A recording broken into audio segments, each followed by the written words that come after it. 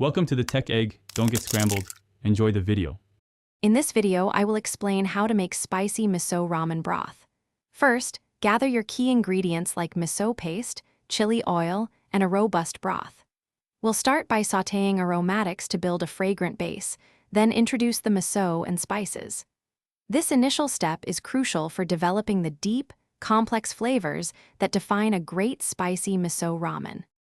Next, let's create our flavorful miso paste. Combine red and white miso for a balanced profile. Add finely minced garlic, ginger, and the white parts of scallions. Stir in a tablespoon of gochujang and a teaspoon of chili oil to achieve that signature spicy kick. This paste is the heart of our broth, so mix it thoroughly until well combined. Now, it's time to bring everything together. Whisk your prepared miso paste into 4 cups of hot chicken or vegetable broth. Ensure the paste fully dissolves, creating a smooth, rich liquid. Bring the mixture to a gentle simmer for about 5 to 7 minutes, allowing the flavors to meld beautifully. Taste and adjust the seasoning with a pinch of salt or a dash of soy sauce as needed. Finally, it's time to enjoy your delicious creation.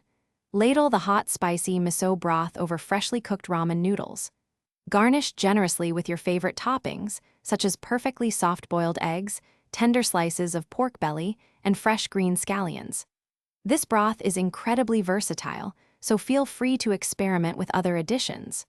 Remember to check the description for a link to the Echo Dot smart speaker and other great deals.